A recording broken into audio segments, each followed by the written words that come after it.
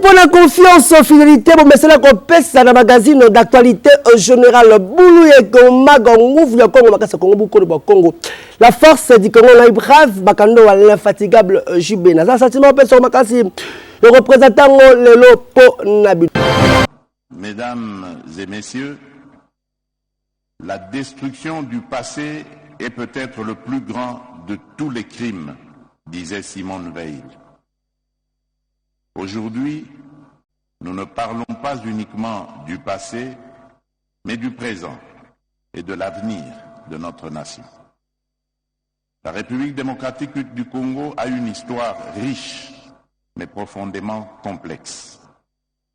Au-delà de son visage le plus connu, celui d'un pays aux ressources naturelles abondantes, se cache une réalité sombre, souvent méconnue ou volontairement ignorée. Plus de 10 millions de vies humaines innocentes, brutalement fauchées par une violence systématique et cyclique visant des communautés entières. Parmi les exemples les plus tragiquement marquants figurent les massacres perpétrés à Kasika et à Makobola dans le sud Kivu, où plus de la moitié des membres des ethnies Nindu et Lega furent exterminés en un très court laps de temps, avec des actes d'une cruauté insoutenable, tels que l'enterrement de femmes vivantes. La même violence ciblée a également frappé ces communautés lors des massacres du 24 août 1990, que des membres de Hutu visés précisément en raison de leur identité ethnique. À ces atrocités s'ajoutent les multiples massacres perpétrés contre les populations civiles innocentes à Kishiché, Kazauro, Mbambo, Bukombo, Mweso ou encore Nyundo. Face à ces crimes atroces, longtemps ignorés ou minimisés par la communauté internationale, la vérité commence enfin à émerger.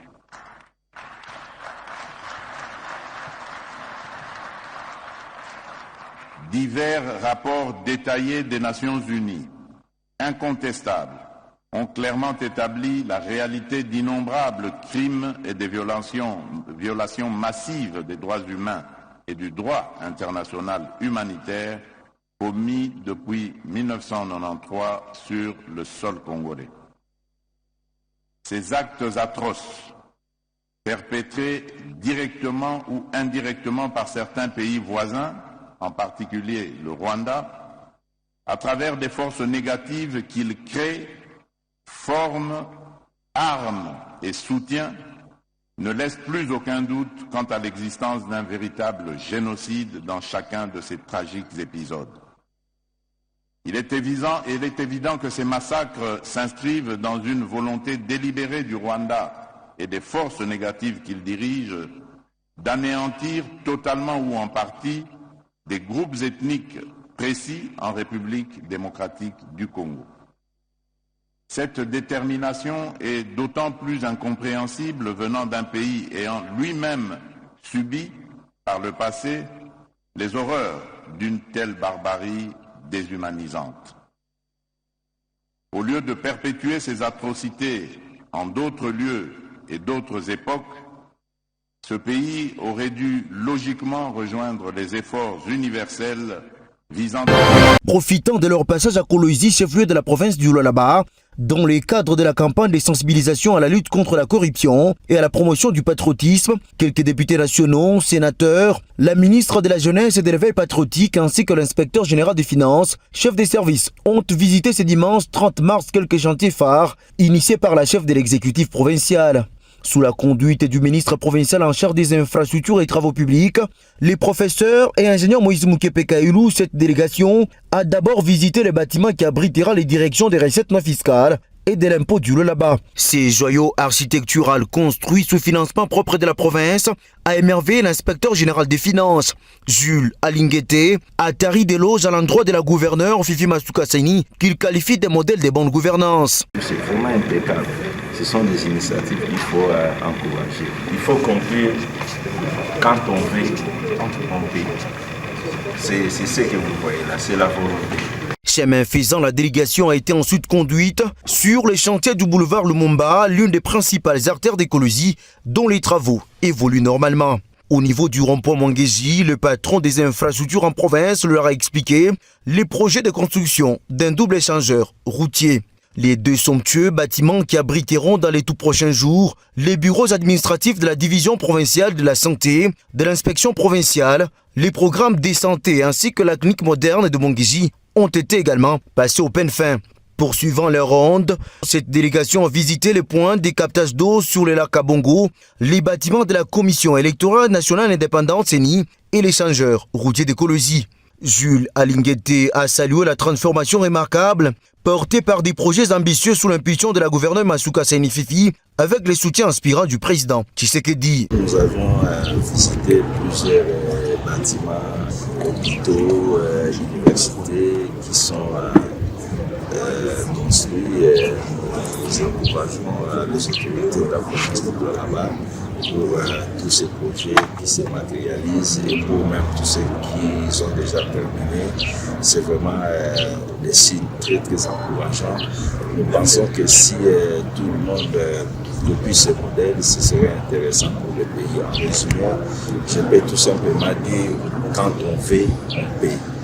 Sincères félicitations, donc nous avons vu des choses extraordinaires. Nous félicitons la province de Lualaba pour ce travail impeccable. Et le fait le plus remarquable que je puisse souligner, c'est qu'aucun bâtiment n'a été construit à un coût au mètre carré au-delà de $1,100. Donc la moyenne, on est autour de $1,000 au mètre carré, $900 au mètre carré, avec le même matériel que nous avons à Kinshasa. Donc c'est vraiment à féliciter. On sent qu'il n'y a pas de surfacturation dans ce qui se fait. Grâce à cette vision ambitieuse, le Lualaba s'affirme peu à peu comme un pôle de développement majeur en République démocratique du Congo. La 2018, Bandeko, peuple congolais, tokelaki baponami, peuple congolais, salaki choix naye, aponaki nali, peuple congolais en 2018, aponaki Fayulu, kasi Kabila, na motema na eli kundu, aebisinanga proclamer Tshisekedi. Tshisekedi mutu azwaki te, andimi accord wana, basigné accord na Kingakati. Lelo ebebeli bango bandeko na ngai, bazoka na lisusu te, oyoka guerre ebimi na lelo likolo ya bato nini misatu baza lokola marque de la bête, oyebi 666 ya nini marque de la bête, okozwa 6 moko pesengo Kabila, 6 moko nanga, 6 moko Tshisekedi. Nakoyebisa bino eloko moko bandeko, Kongo ekomi lokola 207, Kongo ekomi esprit de mort, mwinde eza te, toyebi te tozoki na direction nini bandeko.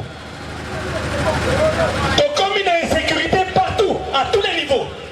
Bandeko tozotambola wapi? Toza na insécurité environnementale, bafulu epai, bapoubelle, Kinshasa solo, ata na Gombe solo, oke na Makala solo, na Selembao solo, na Lemba solo. Yango Congolais komi nini soliste, solo na solo. Yango na kosenga na biso boye, alternative 2028, génération ya sika, il faut tozo courage, totia ba politicien mosusu na retraite politique. Ya liboso Kabila na FCC na PPRD, il faut qu'il wapi retraite. Ya mibale Tshisekedi na UDPS na ye na Union Sacrée bakele wapi Libanda na retraite. Ya misatu nanga na Libanda au Congo et Tikala la Kimia.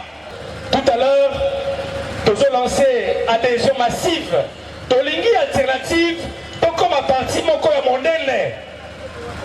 Alternative, to sali une année, mais la grâce à Nzambe, nous sommes aujourd'hui dans 18 provinces. Yango na kosenga na bino bandeko. To sala lokola ba témoin de Jéhovah. Bolobé la alternative 2028. Nous sommes une nouvelle vision.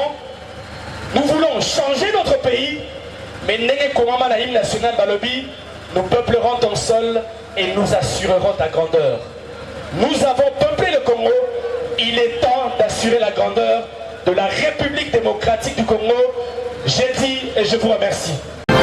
Yaya Tikana Soko clôture ya mois de mars awa na fondation Yves Bapa ezalaki nde autre pouloro awa na quartier Masiala engaye putula mataki makala etikalaki sans problème po baseli le nyonso maman bazalaki présent kaka na ko bona bilili pe orchestre mamongo ebetaki yoki eloko oyo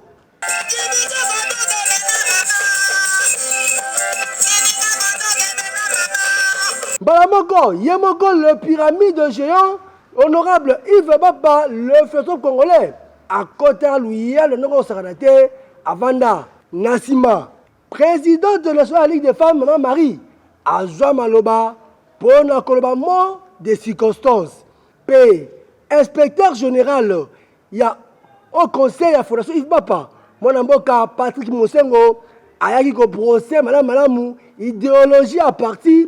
Bon, étant libre aussi valeur, on va dire qu'on bannir en haut la fondation Yves Bapa, paix à ce qui a battu, Baye Banako, Landa idéologie, Yayemoko, le philosophe congolais honorable Yves Bapa.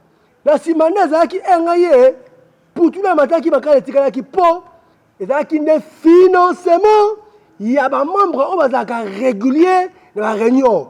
Zaki, j'ai un tirage au sort, Bengi Céline, Moko, Moutoyer, Aponi papier, Yamoko honorable à Tangi Kombo, moko, financement à 200 000 francs congolais pour na baye banako continuer au monde la bango kitoko. Soit que on a été à ce stade de tirage au sort avec côté à Kombo à mutu moko à Céline Dawaye la fondation pour la cause 50 000 francs congolais à chacune pour na mombongo ya mapa pe ya monga ninge na ninge. Kasi ya malamu avaliko Oyo SPL ce qui peut être ko a sélectionné au choix de différentes cellules naie maman bazaki on a 5 on peut pas y alors baki bakende mboka basomba makala azu en charge chauffeur péage a pesi bango $1000 kaka na mozo mona bilili et pesi bien na ndenge ko sakana te boka ye moko ndenga alobaki na miko ya bulu ekemag. Soit on est ensemble, soit on n'est pas ensemble. Donc on quitte Mboula na Mboula. Kolobakelo Komoko. Donc on quitte Tango Nyonso. Kotambola lokola mwana bandi kelasi. Au conseil. Babosala Bosali. Il y a un temps pour tout. Même les Lobantans mais ça kolobala biso.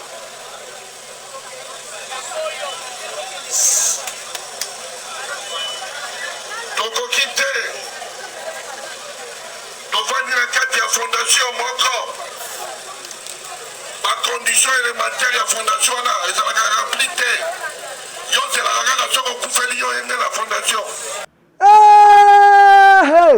ebongo toka esilaki ezalaki nde déferlement veut dire bato le moto likolo ya moto atambola masala ti mososo na aveni yolo wana ezalaki opesi mbwambwa boyi embouteillage elobi ngai eyo bajeune bazalaki na nsima na ye mpona kolakisa force na ye politique mpo azalaka toujours le philosophe congolais le caïman de mwamba le pyramide géant honorable Yves Bapa akoboya ye asala mokili na ye mpo ekozala bana bitendi moto akozala kuna akozala te ya boye bokosilisa yango na bandako na bino ti bakosifle eyindaki mabe mwana mer ndimela ngai lelo na mombele na salle de fête lita wapi epa ezalaki journée d'échange mpe clôture il y a journée internationale de la femme, il y a club de sport, il y a président Kevin Mukanya. Bon, dis-moi, d'accord, et ils qui planté dans le Kosakanati. Maman, il y a polo, il y a club d'espoir qui toko, il y a bureau Mobimba, il y a club d'espoir Awa. Après moi, les circonstances, moi de bienvenue, des secrétaires, il y a Ligue de femmes, il y a club d'espoir, maman Nicole Kikumbi, à Joaquim Maloba, pour expliquer d'abord thème, il y a journée des femmes congolaises face aux défis actuels de notre pays. Nassima, par discours, et Zala qui est belé, Nandengi à Kosakalate, des moments le plus premier, Zala qui que, maman, oh yo, papier, il y a 26 provinces Mobimba, Pessi Bougie, Toki sa prière, quand on est besoin de Bilili, et ça dit bien Nandengi, il y a Kosakalate, des secrétaires généraux, il y a Club d'espoir, Mona Moka, de King, à Joaquim Maloba, Pona, Kosala plébiscite, il y a ministre des Finances, Doudou Famba, Ndenge, c'est la réalisation depuis 1960. Tout ce qu'on a le ministre des Finances, c'est Marababouete, oh le lot, policier, n'a soldat, doubler mon salaire, paix, qui toko. La Simeza qui est remise, il y a diplôme, la personne qui est pas président, il y a club d'espoir, moi, Moka, Kevin Mukanya, Botani, on dit que c'est un nyoso, personne qui a été, permettant qui est portrait, oh, c'est là qui est, et le gars, P, président Kevin Mukanya, a remettant qui en titre symbolique, les putas, et pas président de la Ligue de femmes, peut avoir 1 million de francs congolais pour que, maman, bah, fêter qui toque, bon, quand on est président Kevin Mukanya, à l'issue qui le sait pas. Chef de l'État, Félix Antoine Tshisekedi Tshilombo. Pour continuer à coacher ma bonne délit, parce que Azali Kokunda, on a sauvé l'unité de la République démocratique du Congo. A cause de ma maman, parce que à l'ombi ma maman, le sang de la dîne, le sang de la Congo, le sang de la Congo, pour continuer à faire la confiance à l'institution de la République démocratique du Congo. Maïs président la ville à Club d'espoir, la série Dino, au sein de la bonne autorité morale de Biso, son excellence Loulou Fambali Koundé Ligotaï de Bakebo, pour Azali ministre des Finances nationales, pourquoi la dose n'a pas continué au sein de la bonne aïe. Azali Kade Bandekona, ma maman, ma papa, ma Tchouloua, Azali Makambo depuis 1960, si pour le ministre des Finances, depuis Congo, c'est pour la première fois. Soit des militaires, les a doublé. Les alliés pour la première fois. Soit des policiers, les a doublé. N'a pas service de sécurité à Boka. La salaire là-bas, Vraiment, club d'espoir, Bazali Kossang, chef de l'État, Ati Kakara toujours. Ministre de la Finance, son excellence Doudou Famba, na ministère Oyo Po, Azali Kosa Moussala, Nenge Akusakalate, Oko Boyaye, Amutem Mabi, Eokan.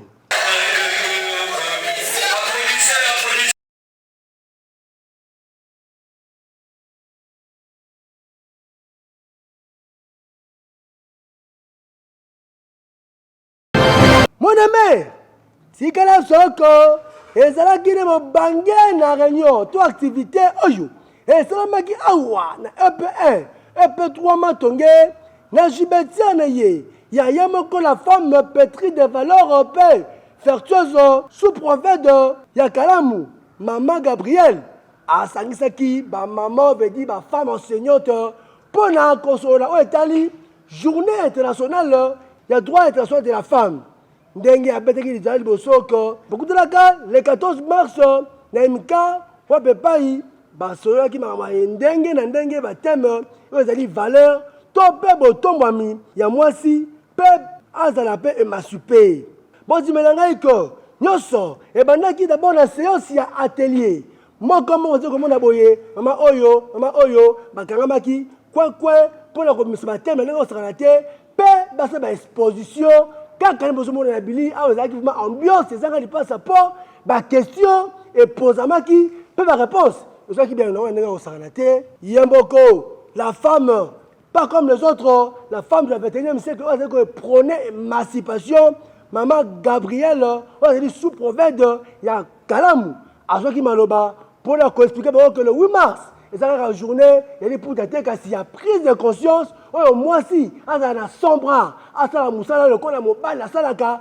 apesi exemple na armée na domaine ebelebele na journalisme na enseignement mpe lelo na ministère ya politique na biso mboka evandisi ndusa basi nde bazali koloba mpona kolaseke mwasi azali égale ya mobali vraiment esalaki bien na ndenge osakana te ntango asisaki mboka ndenge abetaki se te.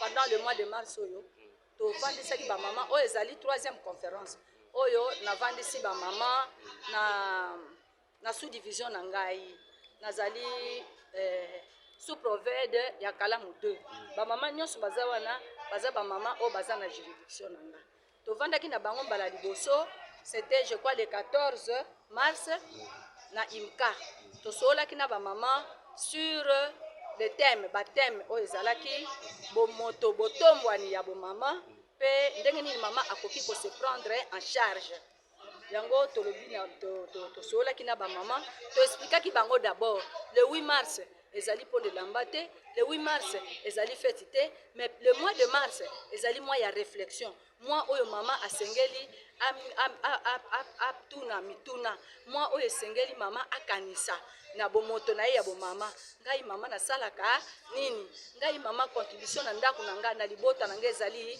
nini ngai mama na musala na ngai est-ce que nasalaka musala ndenge moko na bana mibali donc mama nalobaki yango esika oyo mwana mobali asali pa moko mama ye esengeli asala 2 pas. Deuxième chose noye koloba lelo ndenge omoni bango wana tozolobela bango ndenge nini mama akoki kozala autonome kozala autonome c'est-à-dire mama atika kisopeka mama atika koyemba le corbeau et le renard. Je crois que bato nyonso bazolanda ngai bayebi le corbeau et le renard mettre corbeau sur un arbre perché tenant à son bec un fromage ainsi de suite. Bodimereke oyo ezali 3e conférence oyo ye moko la femme pétrie de talent oyo azali kopesa fierté awa la kalamu na jibesere na ye mama Gabriela azali kosala yango nyonso mpona koconscientiser mwasi a comprendre que azali mwasi ya kala te ya moyenage te mosala ezaka ya chambre te to mpe ya kosoka basani te kasi ya kokota na grande team ya prise de décision ya boye esali bien lokoloba kutu eza te pozwa ide mona mare tikana biso ke masolo ya kozongisa kimia na este ya république démocratique du Congo ezali komema makasi ba jeune leader politique ya mboka parmi bango boyebako ambassadeur de la pays maître Marcel Panzu oyo azali cadre na UDPS Kibasa asalisaki mobange na mitingo kitoko awa na mombele na commune ya Limete pona kolobela situation sécuritaire ya este boyebako tomonaki présence ya population bayaki ebele bachef coutumier ya teke bazalaki wana toujours mabele mame tangu azwaki maloba bozimela ngai ko mwana mboka maître Marcel Panzu arezumaki speech na ye na 3 concepts veut dire nation, patrie, paix, l'état. Kasi boyebako maître Marcel Panzu alobaki ko tango oyo ezali pona kozongisa kimia na est ya République démocratique du Congo.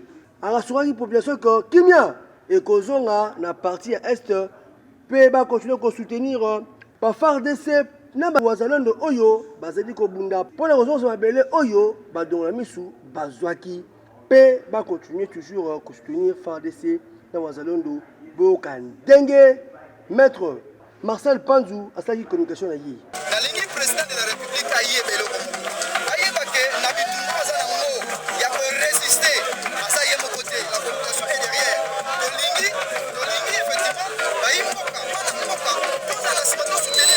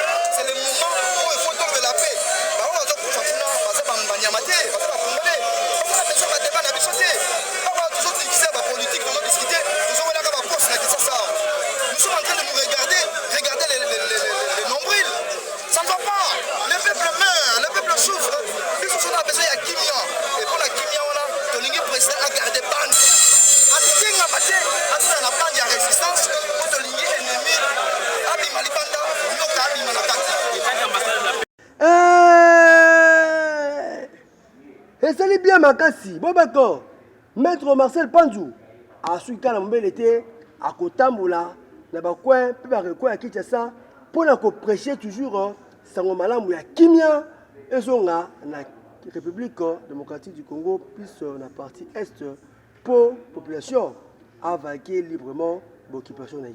C'est bien kitoko makasi. Yaya Dengue Baloba, article 15, de prier pour vivre. Bota la jeune garçon Oyo, aboya naye ko simba machette, aboya naye ko boto la ba mongo, kasi apona naye musala ya ko teka ba dendo ndenge ko sakana te awa na quartier Mombele na avenue Nguya. Bodi melanga ke garçon Oyo ezali musala naye ya kala po akataka pongi 5 heures akei na marché azui dendo.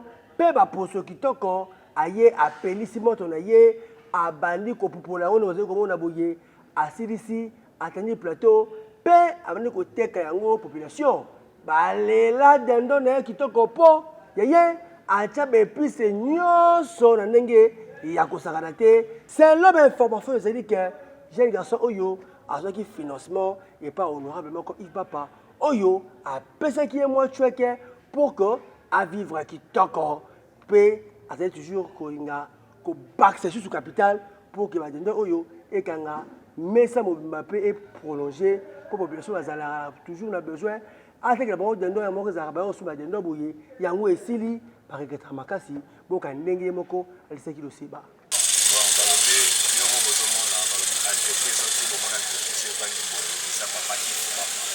papa oyo alingaka bana bakela te jeunesse ekela papa oyo papa so ode moto apesi ngai fo omonaka mwana dendo na fandi bolepe papa ive papa apesinga fo oyo lelo oyo ngai nakobona nazoliesa bana tika na koboya te atavo ya papa ive papa na fo oyo apesi ngai papa ive papa nzambe asunga papa génération nzambe asunga papa nayebi te na kopesa olingi papa jeunesse mobimba na maboko na yo moamba nyonso to papa yo papa azanga lisumu yasungaka kaka bana papa asungaka bana esala te papa awa à pas traitement information avec éthique de déontologie cela me semble soutenir na bino to kutani mokolo ezali koya soki nzamba ete bye.